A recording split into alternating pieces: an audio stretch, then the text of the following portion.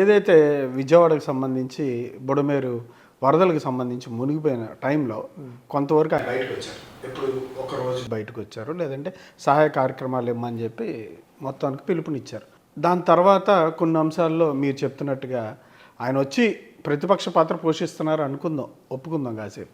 ఇప్పుడున్నంత ఫాస్ట్గా సరే, ఇప్పుడున్నంత ఫాస్ట్గా ప్రతి అంశానికి స్పందించినట్టుగా ముందు స్పందించలేదు.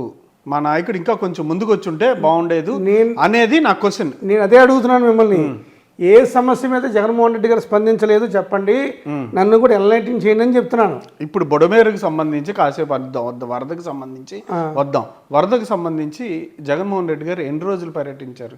ఎన్ని రోజులు పర్యటించాలి? జగన్మోహన్ రెడ్డి గారు ప్రతిపక్ష నేతగా బుడమేరు వచ్చినప్పుడు బుడమేరు స్వయంగా జగన్మోహన్ రెడ్డి గారు మోకాళ్ళ లోతు నడుము లోతు లోపలికి వెళ్ళి జనాల దగ్గరికి వెళ్ళి జనాలకి సాయంగా ఉంటూ ఓటీకి మొత్తం అంతా తిరిగి తర్వాత పార్టీ శ్రేణులకు పిలిపించి మీరు సేవ చేయండి అని చెప్తే మేమందరం కూడా మాలాంటి వాళ్ళందరం కూడా విజయవాడ పట్టణంలోని విజయవాడ పరిసర ప్రాంతాలంతా కూడా నాయకులు వచ్చి సహాయ సహకారాలు చేసింది ఎవరు చేశారు?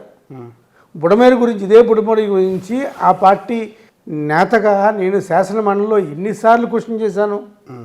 బుడమేరు ప్యాకేజ్ ఏంటి, బుడమేరు రిహాబిలిటేషన్ సెంటర్ ఏంటి, బుడమేరు రిహాబిలిటేషన్లో భాగంగా ఎంతమందిని మీరు ఆదుకున్నారు, ఎంతమందికి మీరు డబ్బులు ఇచ్చారు, ఎన్ని కార్డులకి డబ్బులు ఇచ్చారు, ఏ విధంగా కలెక్టర్ ఆఫీస్ దగ్గర బుడమేరు బాధితులు ధర్నా చేస్తున్నారు.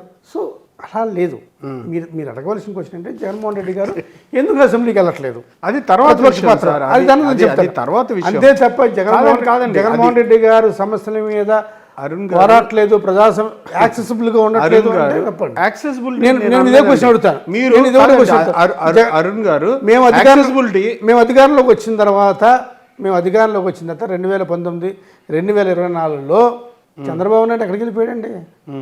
చంద్రబాబు నాయుడు గారు ఎక్కడికి వెళ్ళిపోయారు? లోకేష్ గారు ఎక్కడికి వెళ్ళిపోయారు? పవన్ కళ్యాణ్ గారు ఎక్కడికి వెళ్ళిపోయారు? 2.5 సంవత్సరాలు విజయవాడ ముఖం చూడలేదు.